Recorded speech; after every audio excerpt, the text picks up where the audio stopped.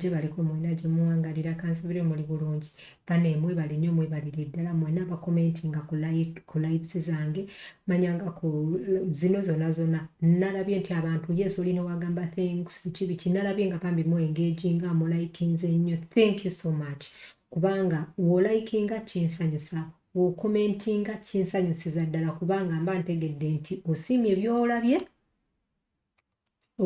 byolabye ate n'ekyokubiri abantu abambuuza ebibuuzo era thank you so much era mbaddamu naddala abantu ba ku YouTube bano mbaddamu mbawa nnyo obudde kubanga nkifunamu namwe mukifunamu so ffenna ne tuba nga tutuganyirwamu kati ngenda kubalagako olunaku lwaleero ku ssomero luli nabalaga ku malengo program nga ya bwereere naye neeno nayo ngenda kutwala mpola ne wano ngenda kutwala mpola oba okitegedde naye eno eri mu USA eba eri mu America kati ngenda kutwala tugende mpola abasinga mwabirabyeko naye ngenda kutwala mpola paka bwe tukikuba kale katugende mu maaso genda ku gogoyo owandiikemu ekigambo kino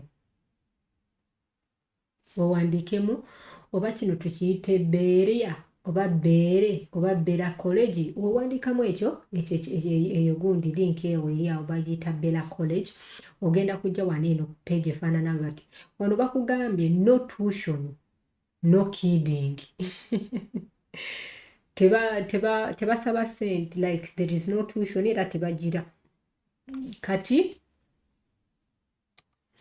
ne bakugamba student debt ekikoze bitya impact the disadvantage of families that is why Berea has been paying for student institution for nearly 130 years naye kambagambe muko olaba lino essomero bannange mujja kusaawako mujja kukola community work awo ow'okugundi yes lijja kuba lya bwerere naye bajja kuwako buli mulimu bw'okola so ekyo nga tukijje ku bbali ndowooza mwenna muntu bajja kugamba ogenda kukola mu library biki ebintu bwe bityo mujja kusaawa mujja kukolera emirimu wamu kubanga muna ebyabwereere so ekyo si bizibu nnyo oba kitegeera nti oba ogenda kulima lugendo okuva wano paka wali nedda oba kitegeera so that's why okola ki ogira olina essomero lya applyinga tutya tujje wano eno naye nga tetunabagenda ku applyinga Bannayuganda mwenna omwana yekka ali mu senior 6 yakkirizibwa ng'amaze senior 6 yakkirizibwa okubeera nga applyinga w'obanga senior 6 togimaze bambi mukwano totawaana ate n'abagimala ennyo ebbanga eppanvu era naawe totawaana naali kugambe obanga wakamaliriza senior 6 emyaka ng'esatu emabega nga wamaliriza kale katugeze mu 2020 ate ojja ku explainingira awo lwaki tewagenda ku university due to money biki n'okulaakulako awo biki bwe bityo oba olina okubye explaininga so kati bw'omala awo ekyo nakyo mukibagambye temukimbuza mu comment omwana yenna making sure nti wamala emyaka ng'esatu oba ekinene nnyo ng'oko oyina emyaka 18 n'okwambuka sagala nnyo tubeere emyaka mingi nnyo kubanga eno gundi oba wakamaliriza first year oba mu myaka 19 awo oba kitegere nga wakamaliriza awo high school kati wotuuka awo kati nga wano we wati ne bati first year biki gwe genda ku international mukwano oli international genda wano eno learn more wotuuka awo ojja okuone wano eno apply as international student ndowooza olabye bino ebintu byenkugamba kati kyenjagala tukole wano eno kwata wano eno bagamba the following items are required to complete an application for admission. All material should be submitted via the online application portal. Byonna gwe kennyini olina okukola ki obisubmitting osobola okusomako ko wano kati oba oyagala okusomako bakugamba apply for free online course complete the biki bakugamba essay kati wano kanjogere ku essay wano ogiraba bannange Bannayuganda mu essay woba ogiwandiika teekamu nti nno ogenda naye ogenda kudda era reason as to why lwaki ogenda oyagala kukwata nti ebyo bintu byogenda okusoma ogenda biteeka into consideration ng'otuuse Uganda nti kangeze ogenda kusoma ki oba business oyagala kutuuka wane n'abaana obalage batya wogenda okugira oyina pulaani ey'okuopeningawo in case ng'okoze eki ng'okomyewo abantu balage nti nno igwe mu famire yo oba mu kikaakyo oba mu kitundu mw'oli yeggwe muntu wekka asoose okweyongerayo era ky'oba olaba obasaba n'obwegendereza bakole ki baku accepting gwe wandika ese bulungi nnyo nabagamba kye bayita kachade GP osobola okawa ebigambo ebyo n'okagamba write for me an essay to oba maybe I'm applying for something oba kati angeze education wano ne kakuwandikira buli kintu kyonna kyonna bulungi oba okitegeera ne kakuwandikira each and everything very very well so muwandiike ebintu mu luzungu olutuufu togeza n'owandika oluzungu olufu oba okitegeera nja basomesaako engeri bw'osobola okuwandiika ese obulungi lwakubanga omanyi lwaki saagala kubawa example abaana mwenna abaana nga 100 mujja kopa ekyo kyennyini onaakope kino onaakope kino kyoba olaba sibawa byebifaanagana kubanga bannayuganda banembamanyi ojja kopa exactly wabula ng'okyuseeko linnya na date of birth ate banaakiraba nga mwenna muwandiisa ekintu kyekimu kijja leeta obuzibu that's why sikola ki sibibawandiikira ne CV nabalaga wandika head wandika kino ABCD kubanga amamanyi omuntu ajja nakopakope n'erinnya lyange lyentaddeko oba kitegedde that's why sikola ki sibibawa so kati wetugenda ku essay eno bakugambe waneeno somamu an over biki education biki experience byonna kati bakugambe copy of your official secondary school record A level, O level, biki byonna biwandiike. One teacher recommendation form. Oyina teacher agenda okurecommendinga gwe wasomera naye oba kitegedde teacher wo omugamba teacher recommendinga recommend me teacher just yawandika buwandiisi nateekako headed paper y'essomero n'agamba nze gundi bweti ne bwenti ono omwana abadde mwana mulungi biki n'oteeka ku recommendation n'olaga waneeno financial resource recommendation form.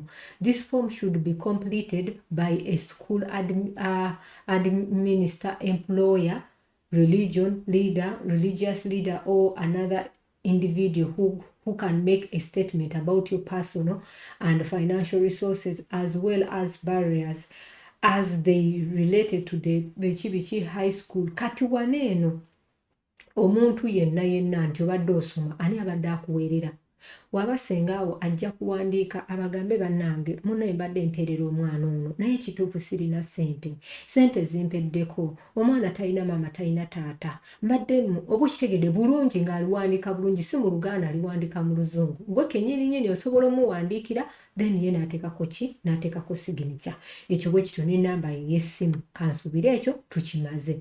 Official test scholars kati waneeno bakugambye official test scholars wano waliwo all international applicants must submit a report from one of the following exams: LEEDS, Duolingo, TOEFL, SAT, biki kati bino ebintu ekintu ekyangu nnyo okufuna Duolingo osobola okukola oluzungu lwa Duolingo n'ofuna certificate yo ne bagikuwa oba okitegeera n'obigira ndowooza byonna mubirabye ne bakulaga ne aggregates z'olina okufuna oba points z'olina okufuna n'ofuna mwenda wano n'ofuna biki ne bakugamba ITB is not acceptable kati ate gwe n'ojja n'ombuuza nti Masha ate nina World English Institute kati era nawe ne sikutegeera webanga bakugambye ITB is not accepted kati gwe ojja ne gundi oba kitegeera I really don't know. So LEEDS zizo bazikuwadde kati international financial questionnaires bakugamba all applicants must submit the questionnaires via their online application portal. We will not accept the CSS profile or I because bitya biki mu form kati gwe nga bino questionnaires zije tugenda okujjuzaako eno gundi. Okay, kati ne bakugamba additional information costs and financial aid. Ne bakugamba wano previous international applicant if you have previously applied to Berea and you wish to apply again, a new online application must be submitted, including all supporting material, test scores, transcripts, recommendation. Please be sure to tell us of any college or university courses you are currently pursuing or have completed since your last application. Ndowooza ekyo mukitegedde. Kati waneeno n'ogenda waneeno wansi n'ogira biki gwe kennyini ne bakugamba wano available for international student. Join us for our virtual worldwide Wednesday. This visit biki ebisigenda bigendamu. Kati ogenda kujja waneeno twagala ku applyinga mu bitegedde buli kimu kyonna. Bannange bw'okwata vidiyo eno n'otagiwaki nga gimalayo, you will not understand anything. I'm telling you the truth. Anything. Kati mpozi ng'ogwo osobola okubyekolera. Kati tugenda wano bagambye apply for admission and international. Kati tugambe wali ebitwagize international, kati tugenda wano bakugambye application deadline October 15th. Early action October 15, regularly January 15. Bagamba discussion notification mid-December biki bwe bityo. Kati tugambe wano apply. Nyinza obutabimalayo nnyo kubanga bijja tutwalira obudde. Kati bwe tutuuka wano ku apply togenda wano ku login nedda. Genda wano ogambe create. Creating ogenda teekawo email. Omala oteekewo n'erinnya lyo, omala oteekewo date of birth. Oba okitegedde ate toteekawo date of birth enfu kubanga bajja giraba oba okitegedde nti enfu. Kati womaliriza wano oteekamu email yo, erinnya lyo, then n'oteekamu ne date of birth ng'ogamba continue. Wona okontinue nga bagenda kuleetera gundi waneeno bakugambe continue, teekamu date of birth. Kasita date of birth ebeera nfu ne bagenda kuteeramu kati nze n'ennamba bagimpereza ku kino ki email kye sikozesa oba okitegeera, then ngenda gamba okay ngende maaso. Bagambe temporary pin biki. Okay, kandabe waneeno. Kati waneeno gundi yiino tumaze. Kati wano bakugamba selecting a new password oba okitegeera, selecting a new password ogiteekemu ogambe set password oba okitegeera. Kati wengamba set password kati ogenda kujja waneeno ku application ogambe set new application. Kati bagenda kugamba gundi create oba oyagala waneeno kati kangeze waneeno ogambe international, toli citizen but you are international, ogambe create application. Kati wonoogenda create application wano bagenda kugamba oli waneeno US biki ogambe wano international kubanga gy'oli. Ojja wano ogambe open. Ojja wano ku open bagenda kugamba ebintu bino, please confirm which best describes you. Gamba waneeno eneesooka I am an international student. Ojje waneeno ogambe please select the option that best for the biki gamba waneeno kubanga bwobanga wano transfer ekyokubiri kiraga nti obadde ku university naye okoze transfer. Kati omuntu yenna nti tobadde ku university nga just obadde nga kangeze nga nze nga oli Uganda oba oli Dubai togendangako mu nsi ndala oba kugira ku university, teekawo ekyo I am an international first year student. Wano nga bakugamba weesomere wano bagenda ga have you earned a bachelor degree or a high school woba yes. Kati bagenda kugamba have you previously applied for Berea? No. Wali apply nzeko gamba yes, wanga to applying nko gamba. Kati wano bagenda kugamba select an option. I plan to apply and submit all requirements by January, February. Kati wanga you don't. Wobanga omanyi nti ogenda kikuba by January teekawo. Naye wobanga omanyi nti ojja kikuba toteekawo. Kati banaye. Kati nonze ntadde olowooza kavaawo tekavaawo. Anyway, nze kan continuing. Woba omanyi nga tobisubmitting, don't. Gamba continue kajja genda. Okitegeera. Kati ogenda kujja waneeno taddewo erinnya nze Eva Nalumansi. Teekawo wano oba oli mukazi teekawo female. Wano bagenda kugamba kasasiro wa gender. Wano biki ogambe I am she. Then oteekawo email yo, teekawo address yo oliwa obeera Uganda. Street oba kangeze Makindye oba.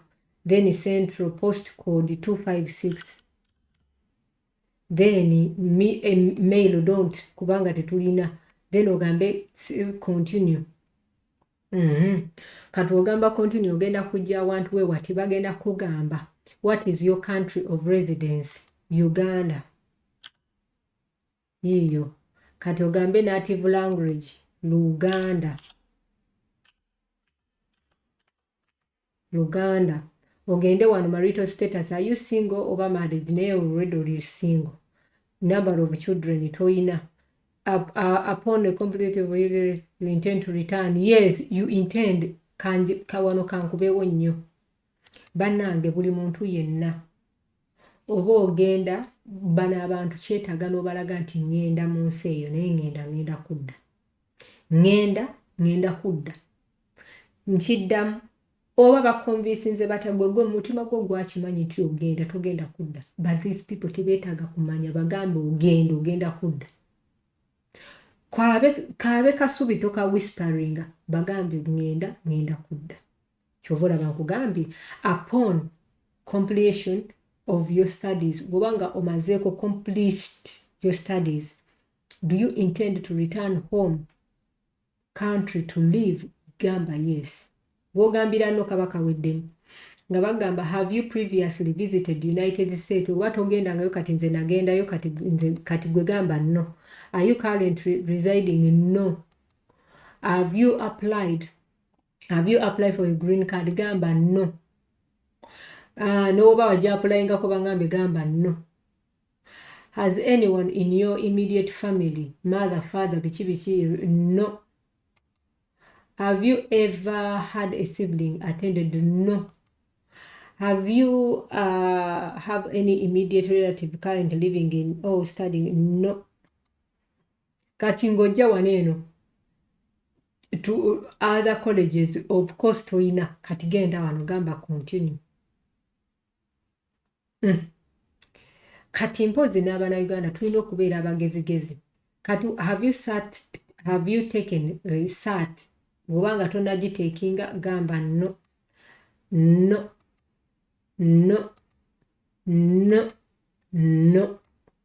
oba okitegere at least one type of school biki submitted kati wano bakulaga nti waneeno at least one type of test kati wakiri at least wano wonookolera bino ebintu olina okubeera ng'olina wamu wokka kale tugambe nti wakolera ku Duolingo and highest ground tugambe nti wafuna 95 gw'obanga togirina totawaana kubanga ndowooza bubalaba bagamba at least one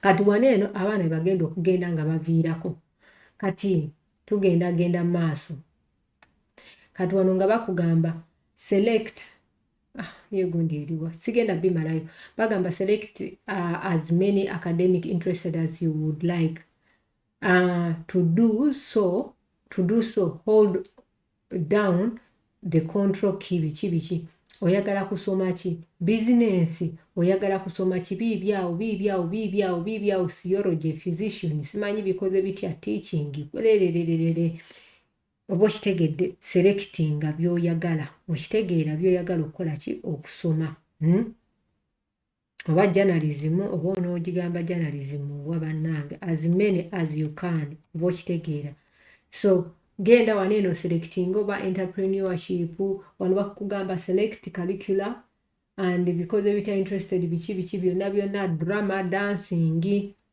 entrepreneurship dancing creativity byonna byoyagala oba biki health fitness byonna nga bakugamba waneeno intercollege bikoze bitya biibyawo byonna gamba next genda nga weekolera ebintu ebyo oba okitegedde sigenda kulwawo wano bagenda kugamba I understand bino sigenda kubiddamu bannange bingi mukwano kandeke vidiyo eno ereme kutambula nnyo ereme kubeera nzibu nnyo kubanga sijja bimalayo ate bwe naabimalayo nja kubanga akoze eki ajuliza the application ate saagala kubanga ntaddemu Uganda kati bannayuganda kyenjagala bagamba bw'oba omanyi toli serious nkwegayiridde mukwano don't apply bw'oba omanyi nti oli mu kutestinga please don't apply bino bye mugenda nti oyagala muntu kukolera CV nkwegayiridde mbadde nkusaba